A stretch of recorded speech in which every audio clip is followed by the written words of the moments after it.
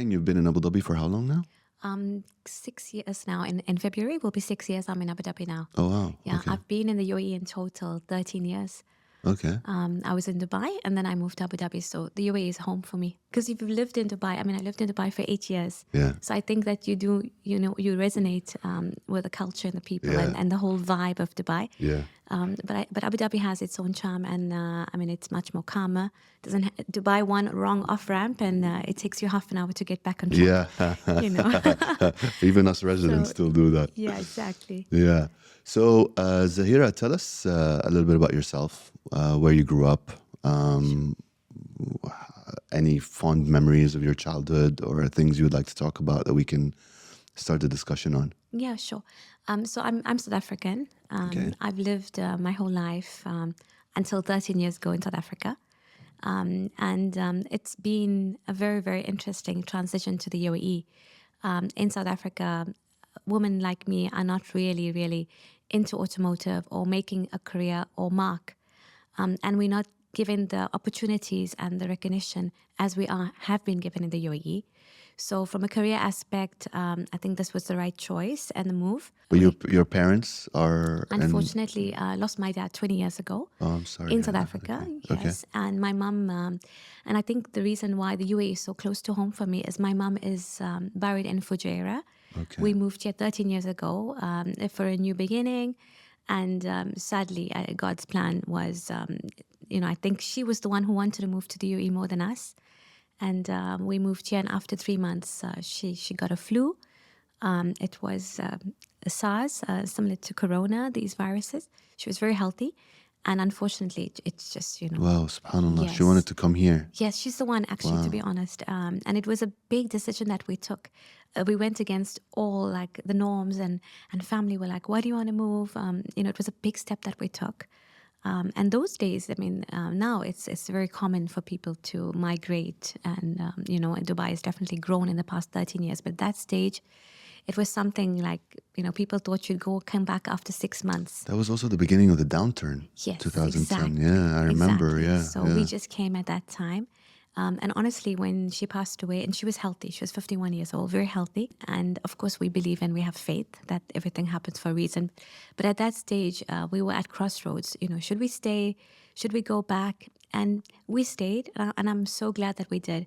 Because when we had the conversation as a family, because my mom was so, can I say, passionate and excited to move to UAE, we felt like we owe it to her and ourselves to try to make her dream to live in the UAE, even though, her soul is here, she's buried here. And it was the best decision that we made. You're a leader in your own sense, and look at it from a leadership perspective. Yeah. Like when you lead, at the end of the day, what are you trying to do? You're trying to instill the right values. You're trying to guide people. You're trying to, encourage people. You're trying to make people aware of when they're not doing things, holding them accountable. All of these things. That's what a simple housemaker also has to do. I say that to both my teams, and sometimes in a positive way. And sometimes I'm like, I feel like a mom. I said I feel like a mama because sometimes you have to repeat sometimes, and you're like, but I told you so, and you're right actually because you are, and they look up to you. Yes, and you are their role model. And that's why I think everything you do, you have to realize you want them to okay, you know what, she's doing this, must be right. And I won't do that because I know she doesn't.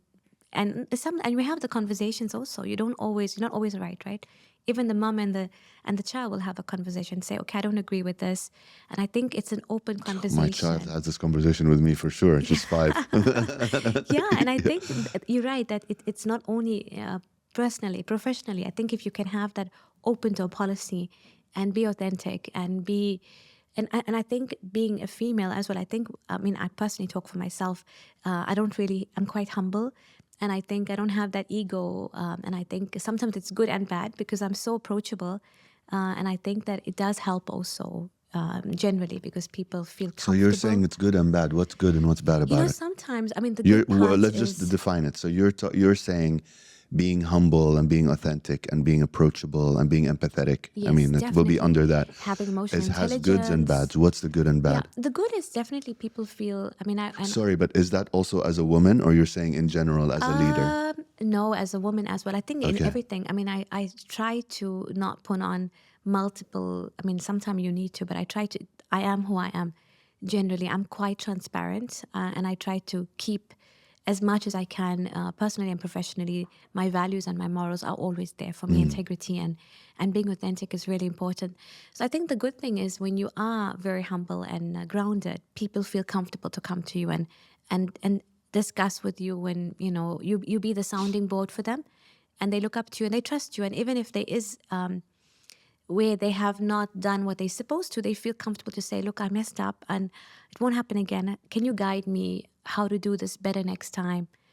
And the bad sometimes is you feel it depends on the individual and how they take this.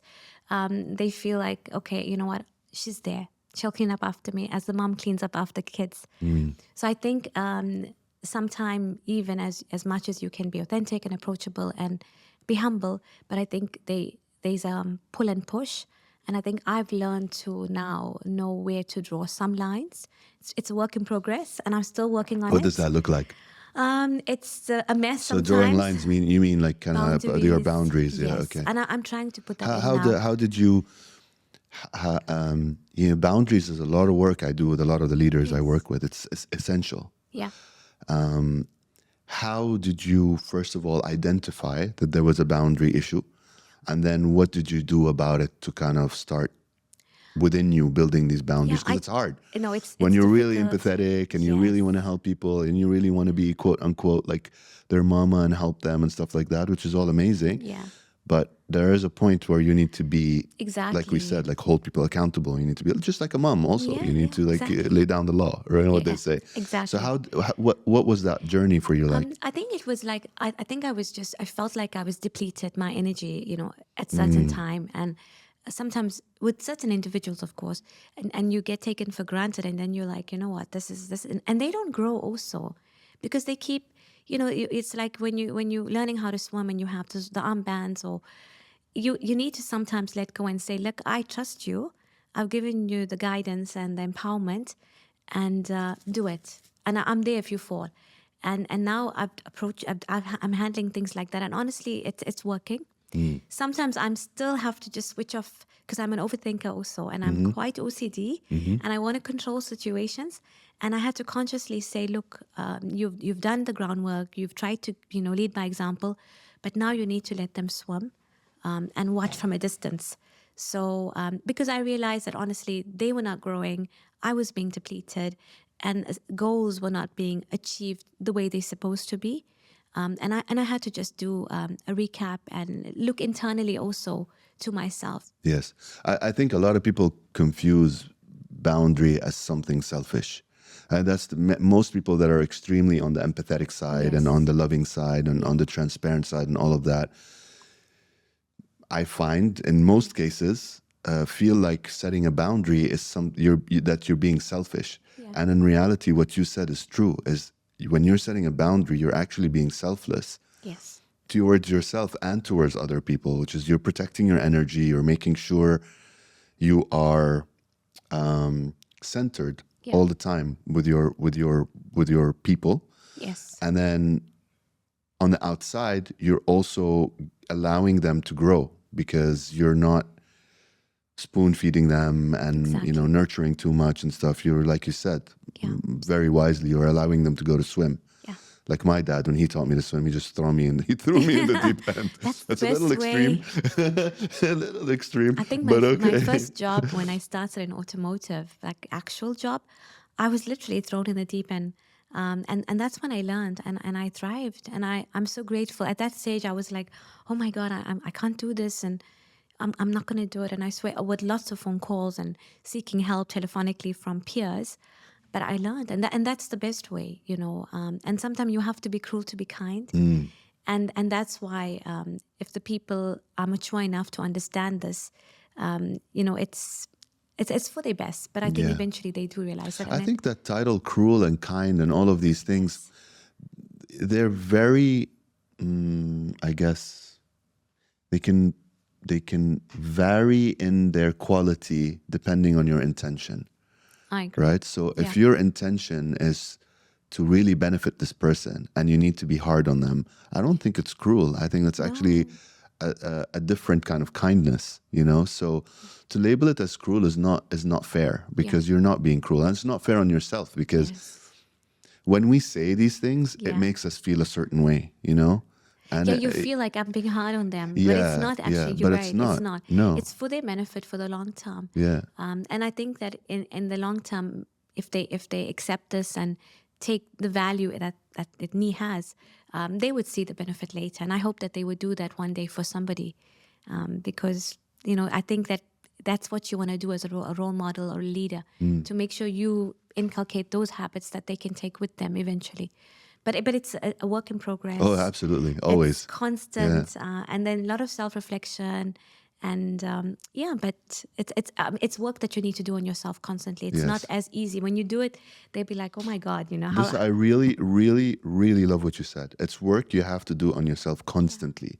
It's not something that you can build, take for granted, and just leave it alone. Because I believe that if you want to be the best version of yourself, it's constant work. It never stops. All right. So let's backtrack a little bit. So you said that you had a hard time in South Africa getting into the automotive world. Is that accurate, or? Yeah. So I think no, not exactly. Okay. So I was very. I'll give you. I think the recognition in automotive those years. I mean, I'm talking 20 years ago. We, as a woman, we were not given the recognition as much. We had to do much more. Even until a few years ago, I mean, as a woman, we had to always do more than our male counterparts, and work harder to prove ourselves. However, I got into automotive by chance. So it wasn't hard to get in. I think, there's a book by, I think it's Russell Schultz or something. I've read this book like 13 years ago. It's called When God Winks. Okay. I'm not sure about the surname, but what an amazing book. So I believe that everything happens it's not by chance, right? It's preparation and opportunity. And when both of them meet, you take the opportunity.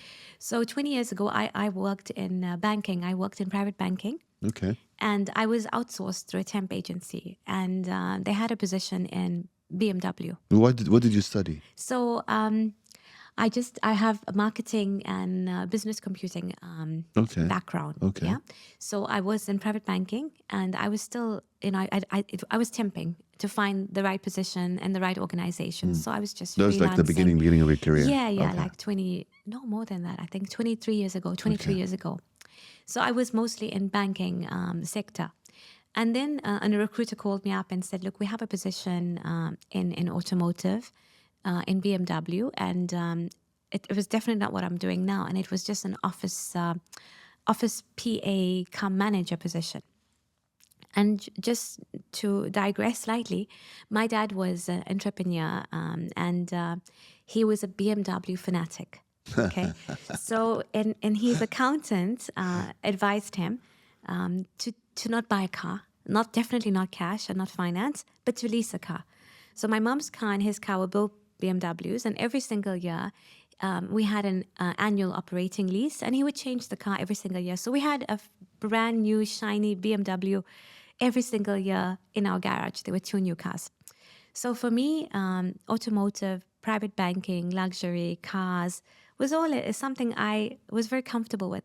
So when the recruiter called me and said, look, we have an opportunity in BMW, would you like to go for the interview? And I was like, okay, there's no harm, because it's something I like it, and I'm familiar.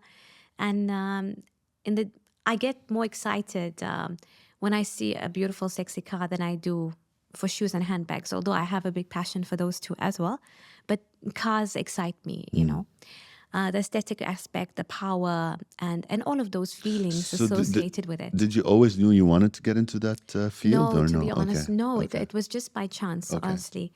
And it was the best decision I made. So I went for the interview, And the dealer principal at that time, this position was reporting to him, and he met me, and I was much younger, of course, and he said to me, "Why do you want to be an office manager behind the scenes?" And I was like, "That's all I know." And he's like, "No, I have a position, assistant F&I manager, and I think you'd be perfect What to is have." that?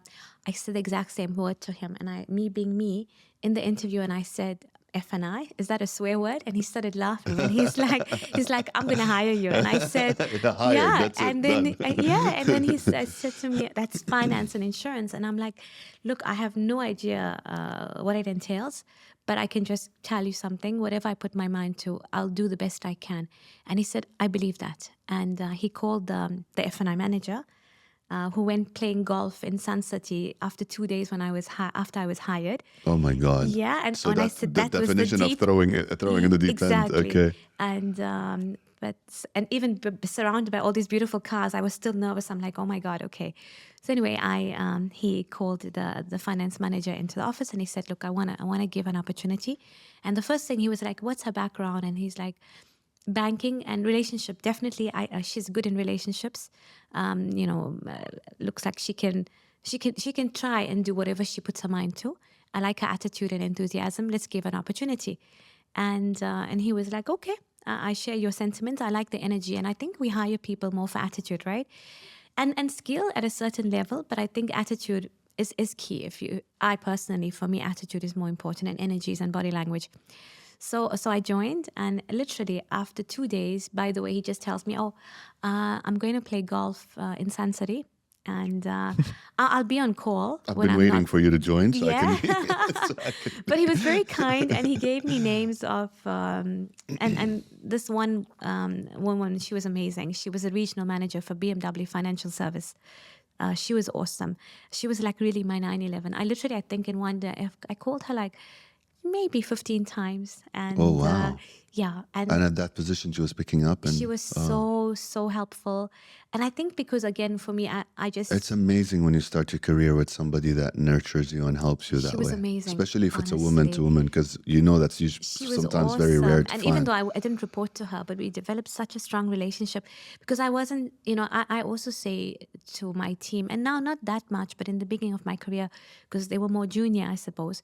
And I would say, please ask. There's no question that's a bad question. Please ask me rather than assuming, or maybe you'll change my mind on something, but let's have a communication. Mhm. And I think I was a bit much that day, but it started to reduce as the week, he went for a week. And the team was very helpful, and they could see that besides making a cup of coffee for the customers, I was willing to do anything just to be afloat while he's not there. And when he came back, he was really surprised because we had booked many cars with finance and insurance, and our IPRU, which is our income per retail unit. He was surprised. He expected cars just without anything. So finance and insurance is when the position is where we facilitate customers through the customer journey of Yes, buying yes. and facilitate the process for the banks and send them add-ons. So anyway, when he came back, he was pleasantly surprised. Okay. And So it was just awesome. just to understand, because I love cars and buying cars Yes. too. So when you do that process, Yes.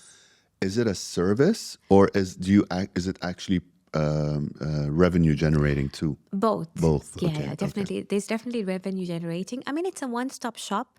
In South Africa, it's been there forever. It's a one-stop shop where you're offering a customer a service with a charge, because you're the middleman, right, between the provider and the customer. Yes. Yes. And that's why the customer service and the knowledge of the person offering advice and the experience level Yeah, that's is paramount. very, very important. It's you offer every customer every product every time, and that's why needs analysis and But qualification. establishing the trust too. That's Exactly. you're not That's the trying to most important you're thing. doing what's right for them. I think that's where a lot of people fail in that industry. Exactly. Is that sometimes you walk in and you feel like they're not giving you the best advice for you. They're trying to sell you, they're trying to upsell you something, Yes. and there's a fine line between upselling Yes. and doing what's right. No, You know? I totally agree Yeah. with you. And I think that's where the authenticity and full disclosure to customers should be there, because some might not need it. And that's why having those open-ended questions and discussion with customers is so important, and building that rapport and trust. So they realize that, yes, this is a service. There's a return on investment for us. However, you're our customer, and you want customers for life, right? You don't want to. I mean, through the sales and after sales journey, throughout the process, you want your customers. Yes. And not only, I've had customers. I worked for a different automotive organization previously, and till a few years ago, I used to get still, calls from previous customers, So I think that's what you Where want to are you? build. Come back. Yeah, because you build your own brand and your own relationship and the Yes. trust. I mean, even currently, I've moved several positions and they still call me and I'm like, okay, I'm not there now. I've moved departments, but it's okay. I'll get someone to sort you out. And Okay. I think that's also, as an individual, I think it's a sense of pride. Like, you've done something right and they trust you enough blindly to say, no problem, I want to, before we get into all of that, because I want to get into it, I want to ask you a question about, since we have you here, you're a leader in your field, and I don't want to yet go into this woman, not woman, but there are a lot of young girls and young boys that have just graduated. And, it's not like in our times now. It's hard to find opportunities. There's so much competition in the market. And, the condition of the world is not very, let's say we're not in an uptick right now, except probably this part of the world, but the rest of the world's kind of struggling. What's your advice for young people that have just come out of college? So imagine those days, exactly what you were talking about, exactly. That either have not found what they're looking for, or they're not sure, or they are, because for me, I just kind of went with the flow. Whatever came, and I found joy within whatever I was doing, and I grew exponentially when I was in the government. I was in the airport. I grew exponentially within 4 or 5 years in my career, just because, and I'm very hyper aware of it, just because I kind of went with the flow. Like if they told me do this, I'd go do this. Go into operations, I'd go into operations. Go to cargo, I go to cargo. And my joy was trying to fix problems. This was it. This was like, I wanted to fix things, and I wanted things to be better for the airport and also for the city of Abu Dhabi, that I was very passionate about because I grew up there. Yes. And so anything they told me, I kind of attached to that purpose of, okay, I'm going to make the whole better. Like wherever they take me, I'm just going to go make it better. But a lot of kids these days are lost. I think they feel pressured to think, because of social media and all of these things. We didn't have that pressure these days, that they need to be successful. They need to know what they need to do. There's all this stuff you hear on social media. If you don't know what you're doing right now, or if you don't know what your purpose is, or if you don't know what your career path is, then you're kind of failing. What kind of advice do you have for young adults? So I have 3 aspects on this question. And the first one, again, it's your why is determined by who. So firstly, I would say surround yourself with people with the same mindset, especially with social media. When you're following and content, make sure that content is relevant. I mean, a lot of people on social media, we all know, have these really, perfect lives, picture perfect, and they're not in reality. So I think following content providers and even your circle, socially, friends, make sure that you have the similar mindset. Try to surround yourself by positive people with the similar goals and objectives and values as you. So I think the circle is very important. And secondly, yes, we all aspire to be something, but I think as what you did and what I did, embrace any opportunity that comes your way reasonably, just to get a foundation, to get knowledge, to build a rapport. And you never know where one opportunity will lead you. So I know a lot of young graduates have a certain market or a certain job or a certain organization as they target employer of choice. And I would say, yes, it's nice to have a defined goal, that's your end goal. But I think in between that journey, they should try to deal with different organizations, different mindsets, and that would get them on the right path. So I think be open, not be in a box, be very open to whatever life brings you. And the third aspect also is definitely, I mean, I think in the hunt for a job or a career to get into an organization, it does affect people's morale and confidence. And I think just consistent preparation and planning and everyday habits, because your daily routine and your structure and the way you can wake up in the morning, and I said this to my digital team last week, and I had a meeting with them, and I said, you can wake up with dark tinted glasses every day and walk around and think everything is doom and gloom, or you can walk up with rose tinted glasses and things look better. It's the same scenery, but it's your perception. So I think as much as it could be annoying, I like love that. to get on the phone or to keep applying or going for interviews and not being given a follow up, because people don't even give you a follow up call or a message, right? Yes. But I think that resilience and tenacity and the courage that this will give you will put you in good stead for the future. I agree with you. It's a choice. Yeah. It's a So choice it's you how you make. look at it, right? Yeah. And I think for me is just have faith, because you have two choices. The opposite of faith is fear. So you just have to have faith in everything. And I think, and that's why I think personal is professional. It's the way you conduct yourself personally, and how much promises you make to yourself and what you keep will be the same by the people you surround or you influence or you mentor or you coach. So I think just keep going. Don't give up. Rejection is just one step closer to success. And if you fail and you fall, okay, you relook at it. There are learnings, and you become more resilient and have more experience to go ahead future wise. And just don't give up. That's it. Brilliant. Yeah. Thank you. That's very, very good. I think one of the most important things you were saying there is that I think a lot of people that feel depressed or anxious, I think lose sense with the idea that they actually have a choice. So a lot of times the thought attached to it is we don't have a choice. We're forced to do this. We don't have any other option. We don't, and everything is your choice. If you want to live consciously in your life, every single moment of your life is a choice. Do you open this door? Do you close this door? Yeah. Do you feel this way? Do you not feel this way? Do you react, or do you take a moment, take a breath, You're right. You and respond, act accordingly? because we always want. I mean, we're human, right? Yes. Again, ongoing work in progress. Yes, But you're right. I think your mind is your best friend or your worst enemy, absolutely. and it's like the glass is half full or empty, half Yes. empty. Yes. So I think it's all perception. And again, I'm a firm believer in energies and the law of attraction as well. And it's not like I'm always chirpy. I mean, 99% I am. I have my moments. 99%. 99%. We have our moments, but I snap out of it equally as fast. But I think it's just your mindset. I think the most important is your mindset and your daily habits, because this is key. What are your daily habits? So definitely, That keep my you in check. morning, Yeah. my morning is really important to start my day with some prayer and meditation, just to be calm, because the way you start When you say your start day, your day, be accurate. Like if you can, okay, if you so don't mind. yeah, So sure. when you So start your when day, I what does wake that up look like? in the morning? Of course, I mean, 90% of the time I pray Fajr, and then I do some meditation, some affirmations, and Fajr, just for the listeners and the viewers, is at what time right now?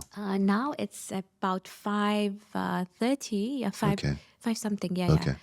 yeah, yeah, something like 5. I have my alarm on, Okay. So default. it's But really it's early morning, Yeah. yeah. And I think it's nice because I think also, if you can commit to yourself and your creator, and then you have that, the way your day starts after that, because it's quiet. Most people are sleeping at that time of the morning.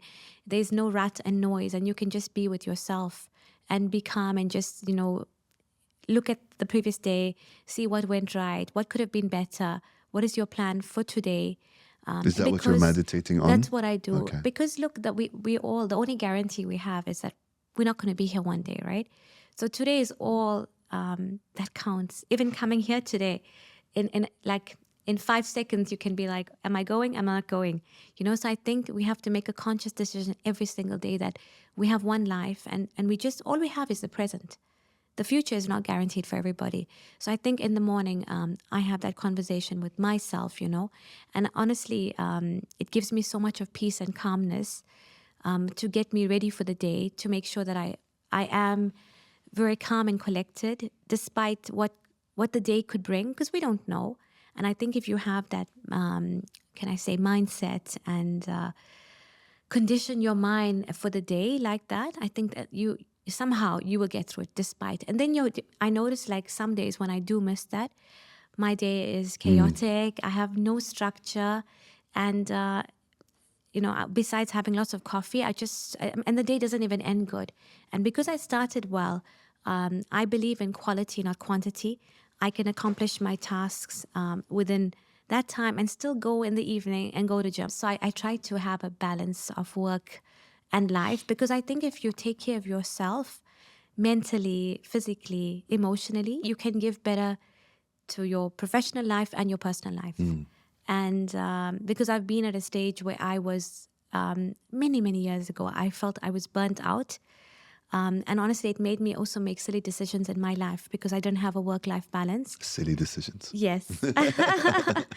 So and that's why for me, the structure and having this time to myself in the evening, 90 minutes, surrounded by like-minded people with the similar goals.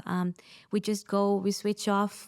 I swear to you, it's my home away from home. It's a refuge, yeah. Yeah, and it gives me... People underestimate the how powerful deep connections with people can be. Exactly. And the opposite, like you said, like yeah. no deep connections with people or deep connections with the wrong people. Exactly.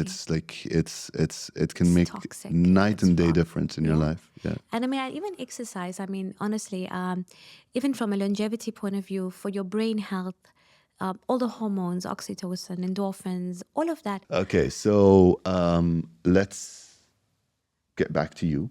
Yeah. So we know now why automotive, and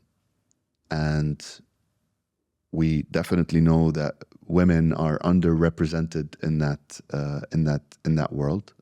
It's getting better now. Of course, definitely, it is. Yeah, especially in our organization. Yeah. That's different. Your organization is different. There's a different mindset altogether. Exactly. To the to what the organization is doing now that I've interviewed so many leaders. I understand that, but let's not get to there yet. Okay. Through your career, yes, and this can be as a woman, as a leader, whatever you want to look at it. What were the hurdles that you had to overcome that were exceptional to you? Okay, so I had when I moved from South Africa to the UAE. So of course I come from at that stage. UAE was not as mature in terms of automotive. And it's grown a lot in the past 13 years. But I remember when we reached here 13 years ago, I was a woman, and of course, through the grapevine, they realized that I was probably better reimbursed because I came with more experience, and I faced a lot of criticism in my first job. I got promoted 3 times in that organization, but the first role that I had, I faced a lot of criticism from guys who felt that, who is she coming here? She doesn't speak Arabic, she doesn't know the market, and she's coming here and telling us what to do. So the same individuals. These were subordinates, or yes, subordinates. Okay. The seniors were all on the same wavelength, but subordinates who felt like, because now we try to introduce some leading some change management, changing processes, mindsets. So what was that role? F&I in still F&I. Yes, okay. So F&I, and so I remember one of the individuals. There was one that resisted a lot, and he was like, he felt like he didn't see value in us offering the service, at a fee. And I worked with him, and I used the carrot, because I don't believe in using the stick until I'm really exhausted my resources with the carrot. And long story short, after getting him on my side and seeing the value that I'm adding for customers and how customers had the free will to opt in or out, after a year, he came to me and he said, look, I love what you're doing. You simplify the process for everybody. Customers are happy. It's more professional. Not me, the position and the experience that we give to customers because of the knowledge and the expertise. And we're reducing timelines for the customers. We're exceeding expectations by giving them their vehicle sooner because we cut out the middleman somehow, and we do everything as a one-stop shop. And for me, my success there was after a year. He said to me, he said, there is a position. I want you to recommend me for this position. And for him to come to me, and he believed in that. And in that time, I trained him and I coached him to be able to offer this expert opinion and advice to customers. And after a year, when he came and he said, look, I feel I'm going to add more value to the organization, to myself and to customers. I want to apply for this job. And please, could you put in a word for me and be a reference for me. Nice. So, Yes. yeah. So for me, honestly, he was my biggest challenge. I mean, he felt like in the beginning, like, why? Don't interfere yourself. I'm selling the car. Just leave my customers alone. And then I would go proactively without him. I'll be like, hi, I'm so-and-so. Would you like to have a few minutes with me? And then he was realizing that she's not going anywhere. I either work with her or she's going to come then and be in front of me and make it awkward. And it took some time, but really he is an F&I manager now. And it really, for me, that was the biggest thing because he thought he didn't see any value in what we had to offer people. And so when I managed to change his mindset, his behavior, and his beliefs. So for me, that was a win. But that was quite challenging because, coming from a more mature market and in those years in automotive as well, from a banking sector, I'm sure you know this. If you wanted to buy a car 13 years ago and it was a 5-year loan, you needed to write 61 checks.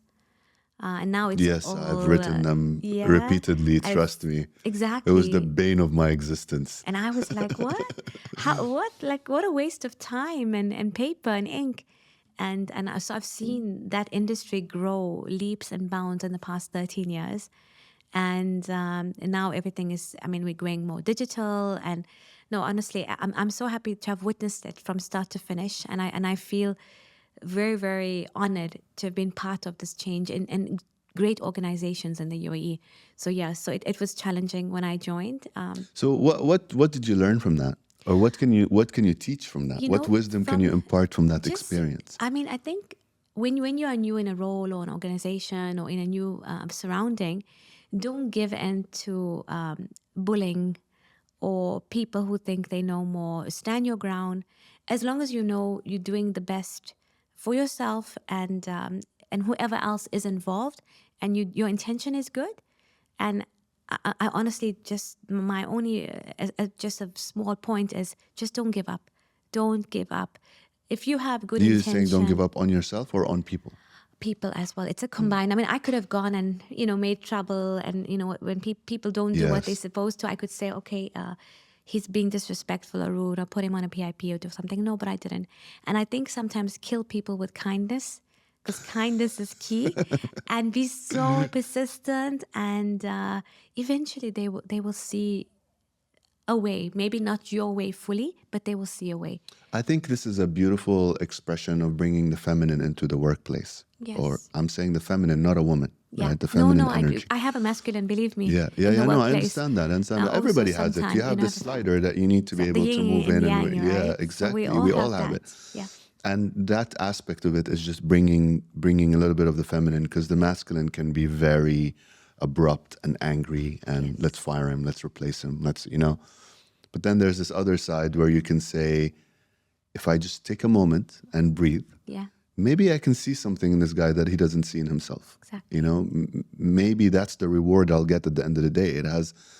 It feels so good at the end of the day to have shifted somebody's perception. Or, because I think that's a lot more lasting, because now he's going to shift other people's perceptions. Absolutely. And he's going to, his perception of women in general might have changed, or that's a huge impact. Huge impact that has ramifications, which is amazing. As women, I think because we have that, I think it's inbred, like we can wear multiple hats, like the mom, right? She knows when to, and I think we have that nurturing, characteristic as well. So we can wear multiple hats. We can also be more resilient in that way, and we're not as sensitive, and the ego is not always as rife, and I'm talking about myself personally also. I mean, we're not perfect. Sometimes you would make a wrong decision and just pick up your hand. And I don't see anything wrong to say, yeah, sorry, I could have done better. And I think the respect people have for you for that it goes a Yeah. long way, Yeah. because it takes a lot to say, you know what, I messed up, or I could have done this better, or I overlooked that. And I think for me, that is strength, because a lot of times people look at you and they think, people assume that being loud is strength, or being boisterous, or over talking, or being over ambitious. And I believe, like, not necessarily, empty vessels sometimes make the most noise. And so I don't believe that the one who barks the loudest is the smartest in the room. And I think I prefer to be more calm and collected, and listen, and be more humble. And that's what I generally strive to do. Don't always get it, but that's a work in progress again. Where does that come from? Just, I think, probably my upbringing. I think this is from grassroots. I'd like to, the good that I have, I'll accredit it to my parents. So definitely, I think it's been inculcated from young. I have two brothers who are younger than me, and even though they act like they're elder than me, but I'm definitely also a mama with them, very protective. Since we're only three of us, we don't have our parents, and vice versa. So I think that skills and that maternal instinct is in you as a woman, and whether you do it personally, professionally, you try to juggle things and make it as comfortable as you can for everybody within reason, And I, unfortunately or fortunately, we have that in us, and we're able to juggle many, many plates and wear multiple hats. And I think it stood me in good stead until now, honestly. I can't complain. Definitely, I'm sure there's more to do, and more self-reflection, and deep work and whatever. But I think till now, it's been good. I can't complain. I'm quite grateful and hopeful for the future as well. And I'm in a good space. Good. Yeah. I sense that. Yeah. It's No, beautiful. I think I'm content. And I always say to myself, as long as I can look in the mirror and nobody in my, whether it's a personal situation, whether it's professional, as long as I know that nobody could do this better than me, then that's it. That's as long as I've given my best, then that's it. I can sleep peacefully at night, because I think that if you cannot do that, then there's a problem. Why is contentment so important? I think that, look, there's a fine line there again. Like, again, the contentment. Are you in a comfort zone contentment, or are you at peace with your steps that you're taking? For me, contentment is if an individual is keep chasing, and they're not centered and not calm, and they're not going to be able to make more informed decisions. Because a busy mind is not always a very, very clear mind. Sometimes it could be idle, and you would react to things instead of responding. So I think being calm, collected, being at peace, and being content, it puts you in a stable mindset to make better decisions. So for me, that is very important. If I'm rattled, or if an individual is rattled, I don't think you make good decisions. Long term, for the short term, for yourself, for your peers, for your environment. So I think being centered, being calm, will definitely make you look at things more holistically, and even from a strategy point of view. Although sometimes we do get caught up in the rat race and the hustle and bustle, but I think it's important to do meditation, to do prayer, to do mindfulness, exercise, and all these other aspects. Because honestly, for me personally, if I didn't do all of this, I don't think I'd be the calm person sitting here, because we need it. And I think we need to be able to be bold enough to say, yes, I need it, because we can't exist alone. We need to seek help from coaches like you, or anybody else, whether we look up to a mentor or something. Life is not as simple as it was before. And I think whether it's an outlet, whether you go skydiving or go hiking or you do exercise, but we need an outlet, So I think that's very important. I need all of this to keep myself calm and content, so I can focus on what's important. How does that factor into the kind of work-play balance in life? Because you guys are in a cutthroat industry. It's not, the margins are small. There's so many different players. There's so much competition. And at the end of the day, the market size here is not that big. Yes. It's quite small. And I've had friends that are in this industry from the day we graduated from university. So, some of my friends are in massive positions right now in automotive. And, through conversations, over Yes. coffee, whatever, I understand the stress and the frustration and how tiring of a job it can be in automotive in general. I'm talking about sales and that Yeah, kind of of course. place.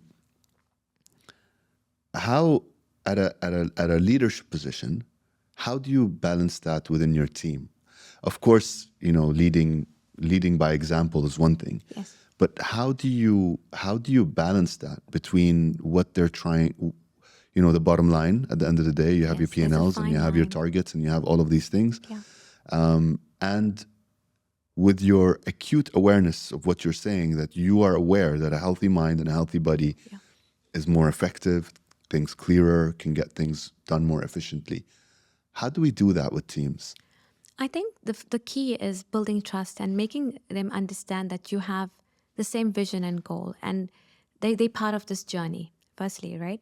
So building the trust with them and clear communication, being transparent, listening more than you talk, and making them, especially for frontliners who are in customer facing roles, it can be quite challenging. For them, they're meeting dozens of customers a day, but for that specific customer, they're not buying a car every day. It could be once in 3 years or 2 years. So it's monotonous for them, and to keep them engaged also. It's not always, as you said, it's not always happy days. You get complaints, there's issues, there's competition and all of that. So I think when you have an open door policy and you're empathetic and you have that emotional intelligence, and not managing each person the same way. Everybody needs, some people are motivated by money, rewarding that by behavior, by like a financial, and some want recognition, whether it be by promotion or additional responsibilities. And I think as a leader, you need to identify each individual and understand, and business is personal. So understand them as an individual. What are their goals? Without touching too much on their personal, understand their personal life. And so for me, I'm really close to my F&I team and the digital team somehow, although there's a supervisor in between. But I think just being human, because there's so much, you can get caught up in the politics of the corporate world. But I think sometimes they know all of this, but they just want someone to be real with them, to say, I understand, it's difficult, it's summer, it's challenging, but I believe in you and I believe in your abilities. And however, whatever you can, whatever resources or training or coaching you can offer them together as a team, I think also sharing the task and responsibility, keeping that open communication. For me, information flows upwards, not only downwards. So you need to hear from them, right? Yeah. Because they are the ones who are in the hustle and the bustle. So, and make them understand. I mean, not like I'll be like a Mother Teresa or Aunt Agony, but make them understand that you understand. And because sometimes, they just feel like it's a rat, no one's listening, no one understands.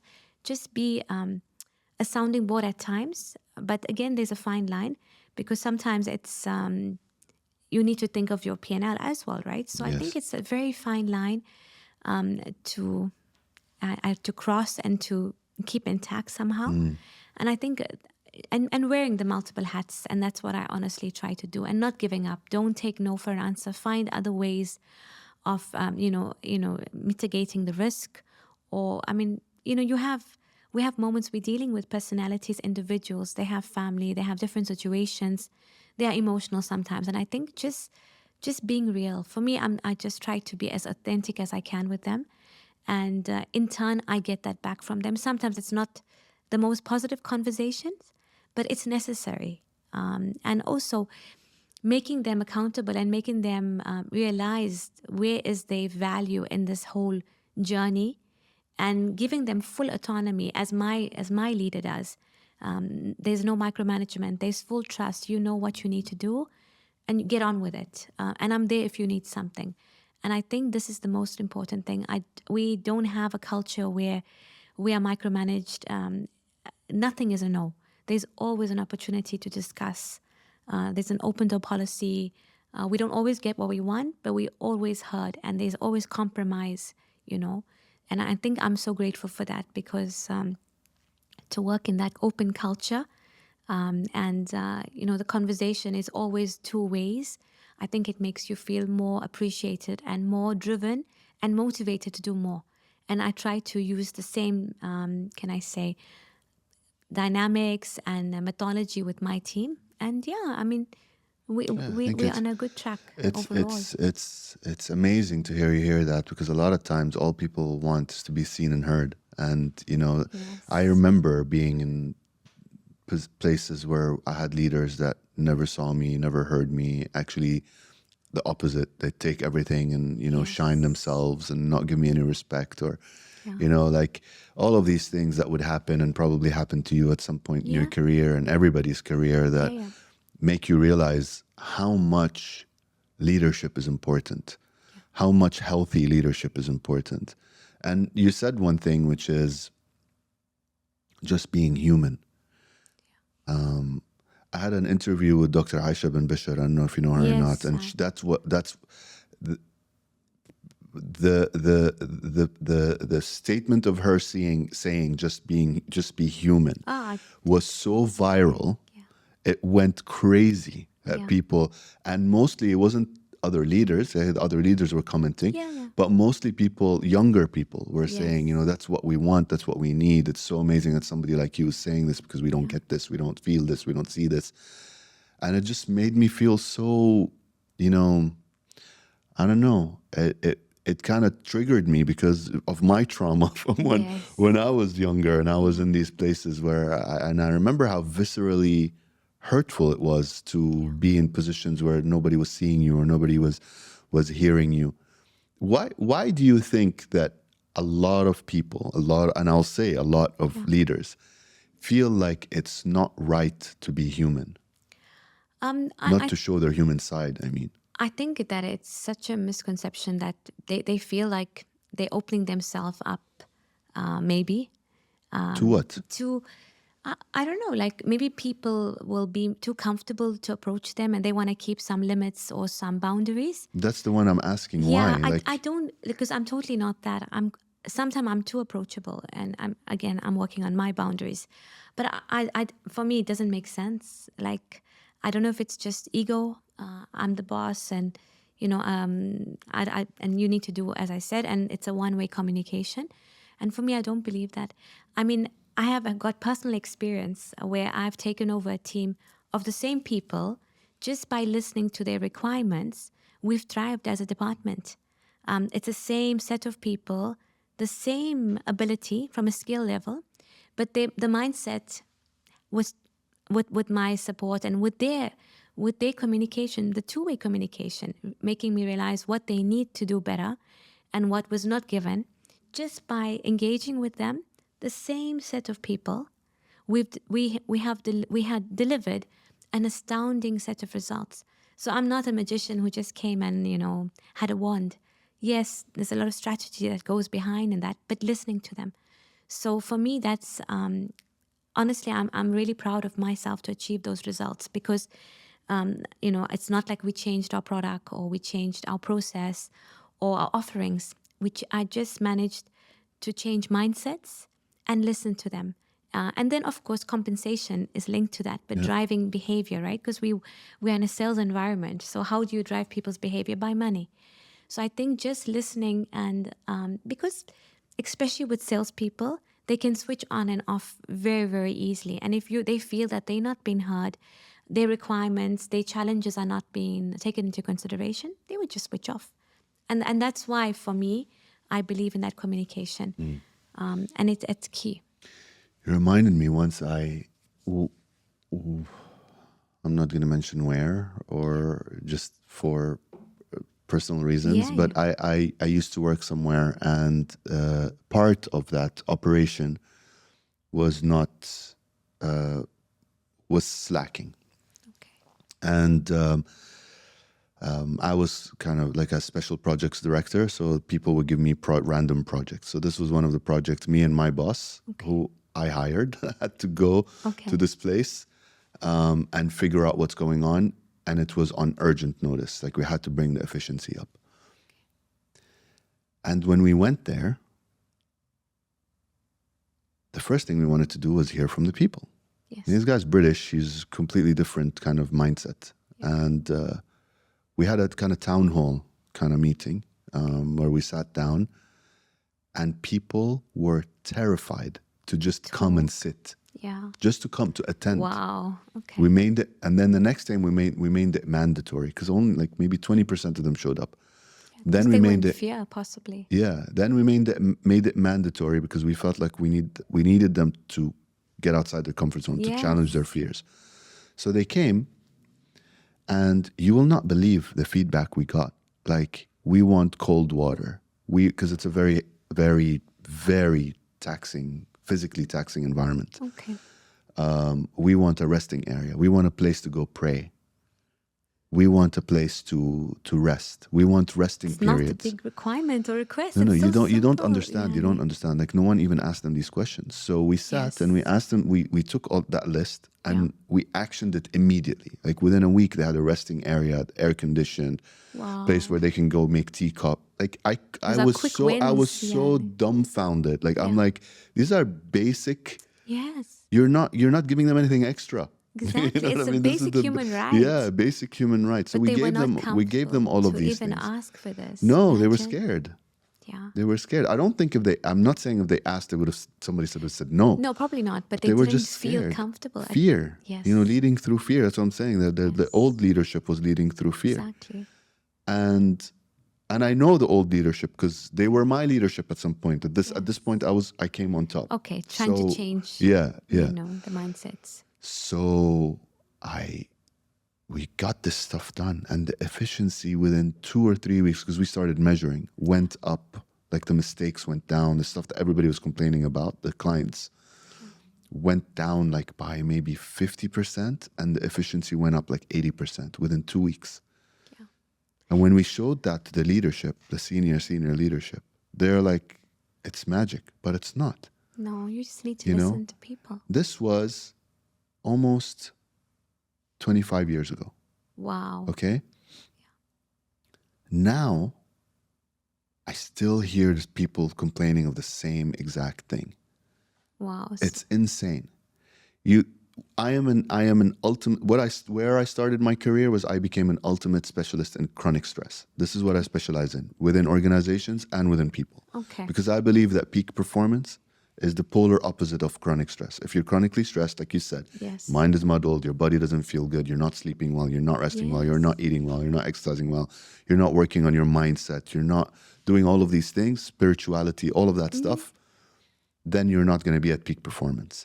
But that's also from an organizational perspective. You have to take care of your people. Exactly. Because if they're stressed out, your output isn't going. Your bottom line. It's very simple. Yes. There is so much research right now. It's so quantified, and still until today, I go sit with people at very big positions to talk to them about strategy and corporate strategy and how you need to incorporate that for your own good. Yeah. Like I'm not saying it for the people. If you don't care about the people, forget about that. Yeah. For your own bottom line. Exactly. And still, there's so much resistance to it.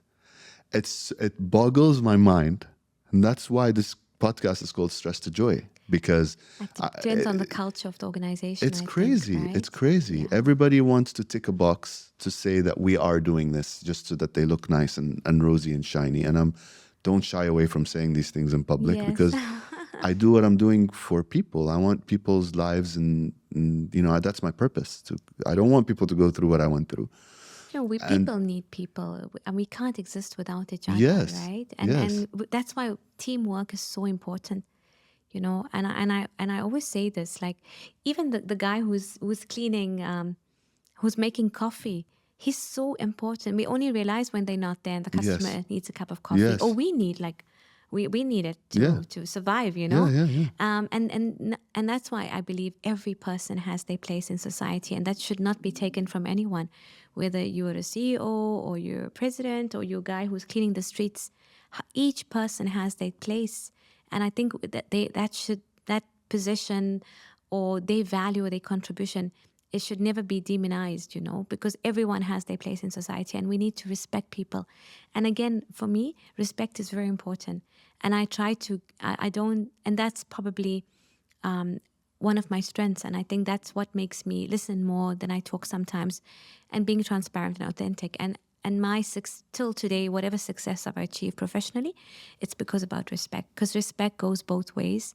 And if people respect you, even if they might not agree with you or agree with a policy or a process, but they would believe, if they know that I know this person is credible and authentic, and I trust them enough to know that even I might not agree with this, but there's a bigger purpose behind that.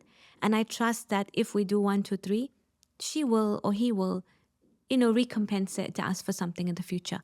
Just that trust blindly to say, look, I know this might not be ideal now.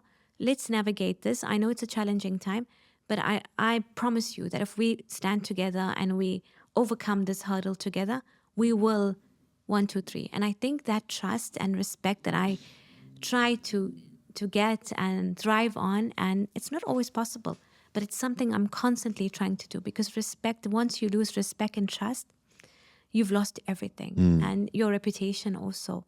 And always say what you mean and mean what you say. And automotive is very small globally in the UAE. So I think that we need to make sure that we lead by example, and always, as much as we can, be totally authentic, because people would want to then aspire to be like you, right? Otherwise, there's no credibility. There's no respect. There's no the loyalty. All of those factors that are the fundamental of successful organization or relationships. Once you've lost that, you've lost everything. Game end, you know. And I think leading by example is something also that it's highly, highly underlooked. yeah, Is that you need, if it's almost like if you lead by example, you don't need to do anything else. If you're presenting the kind of person that you want your team to be, it's almost like you don't have to do anything. yeah, That's all you need to do. Because there's this concept of, you know, you want to change the world, change yourself first. yes. And the more you're changing yourself and the more you're It starts aligning with with your us. values and the values of the organization as a leader, it disseminates. Yeah. It has a top-down kind of effect. It's not complicated. I think we Yeah. complicate it. Yes. And I think That's it's exactly simple, right. It's right? exactly It's right. simple basics. I know that, you know, some things sometimes look better when you complicate it, but no, we just get back to basics. Do you know where it's complicated? Where it's complicated, bless you, where it's complicated is that, and what I've noticed from Masaood is that they clearly have a strategy of hiring the right people that identify with the same values. I think so. Right person, right place. Yes, you yes. know? And I've, you know, how many have I interviewed now? You're like the 11th person. I feel like all of you guys have the same values. And that is what's missing with a lot of organizations. Yes. They hire people for the right skills more than they hire people For the that fit attitude. in within the right, you know, in this climate of the organization. No, I and you can have agree. different values to different organizations. I'm not judging that. No. What I'm saying is hire the right people so that it flows, this energy flows of whatever you need, you know, whatever the trust and all of these things that you guys Yes. talk about, all of them talked about. No, of You course. know, it has to be like that. That's key. I think that's our foundation. And that's why, you know, we are very fortunate. And again, I think you're right. I think everyone's values and their goals and objectives are the same. And I'm fortunate to be part of this organization as well. And we live and breathe the same values and can I say visions and goals. And we actually live it. It's not just, you know, it's on a board somewhere. That's very important. Because Yes. sometimes it's just there, it's on your website, it's somewhere in a plaque somewhere. But I think living it every single day and being appreciated and recognized. And I mean, for me, that's super important. Yeah. And remembering each person by name, their achievements, and making them feel special. And I Yeah, think yeah. this is important because it gets lost in translation Yes, sometimes. yes. And I think, I think a lot of people miss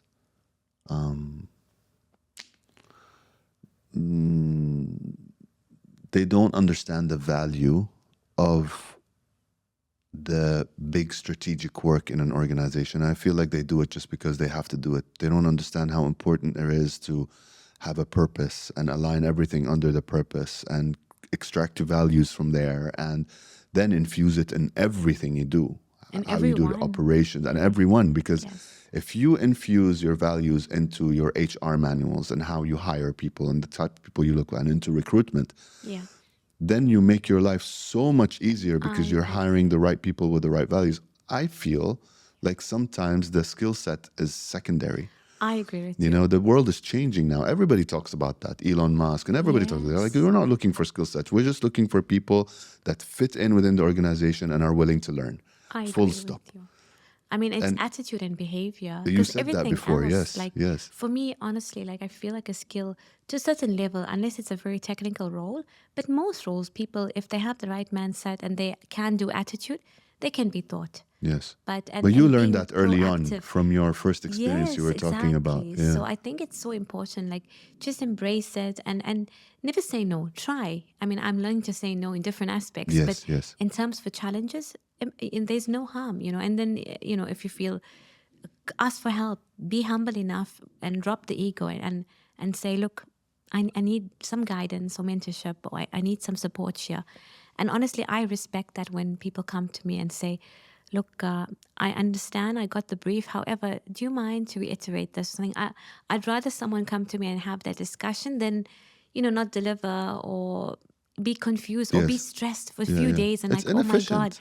Yeah. And then A they 1 minute stressed conversation out. of clarification can avoid them going for 3, 4 days, wasting their time, Yeah, being and the stressed. energy, for me, I don't Exactly. want my team to be busy with idle thoughts. And I'm very much as I like to have a work-life balance, I want the same for them.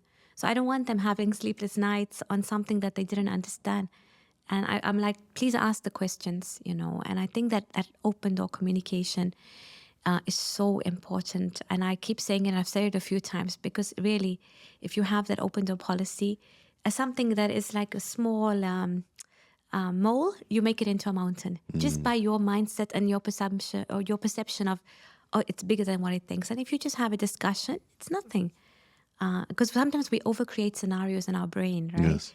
Just by not having communication, and that's why Yes. communication is key. That's And what's and important. make it fun. Yeah. Whatever we do, it can get so dreary and boring sometimes, but I think it's up to us as leaders to try to make it fun sometime, and just step out of the comfort zone and create some surprise elements. Because I think in our 9 to 5 or 9 to 6 jobs or whatever, it becomes boring, and we have to make it as exciting as we want. Yesterday I was doing some interviews for a role, and this individual was asking me, like, what are the, progression opportunities in the organization and whatever. And I said to him, I said, this position is as big or as small as you make it.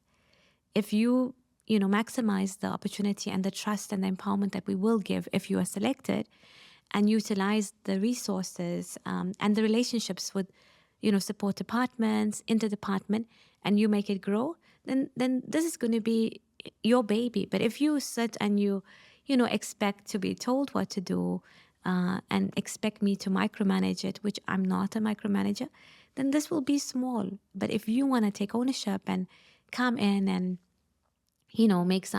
set the world on fire, the world is your oyster. So I think it's very, very important that we also hire people with that type of vision and excitement and passion. I personally don't want to hire a robot. I want someone who has their own mindset and they have the energy and enthusiasm, because we don't know everything. As much as I've done multiple roles in automotive, we don't know. Everyone is an expert in their field, right? So we have specialists in their field. So you want them to come in and them to come and change things and share their wisdom, best practices that's happened or they've achieved in another organization. And I think that's very important to get different mindsets, different talent, And I think we are doing that. We're trying to get experts of that particular field. So I think it's important. I think we're on the right track. We have a lot of change and exciting offerings and opportunities next year as well. And I think as an organization, that comes with the responsibility also. It's definitely not going to be easy, but I think it's going to be fun. And yeah, it's going to be exciting. Okay. Well, on that note, I want to thank you for being here. This was really, really special. Thank you so much. I think you have a very fresh perspective, almost spiritual perspective to leadership, which I really, really appreciate. And I'm sure a lot of the listeners and the viewers have taken so much from what you've said. And can you just tell people where they can reach you or where they can find you? Or are you on social media? Are you on LinkedIn? It's just really quickly. Yeah, thank you, Arsalan. Firstly, I must say, in all my true, authentic self, I was really, overwhelmed for this opportunity and nervous as well, because we all come out of our comfort zone. So thank you so much for this opportunity. Thank you for making it very interesting and exciting and sharing all your bits of wisdom from all aspects of your career. Welcome. So it's really insightful, and I'm happy to have shared this moment with you. Thank you. I am on LinkedIn, so I'm happy to connect with anyone. And I wish whoever is on your platform all the best, especially to our fresh graduates and those who are stuck in a rut in existing roles and want to take on a new challenge or change industry. You are your worst enemy or your best friend. So embrace it, come out of your comfort zone, and embrace the moment. Beautiful. Yeah. Thank you very much. Thank you so I much, wouldn't have said Arsalan. it better. Thank you so much. Thank you.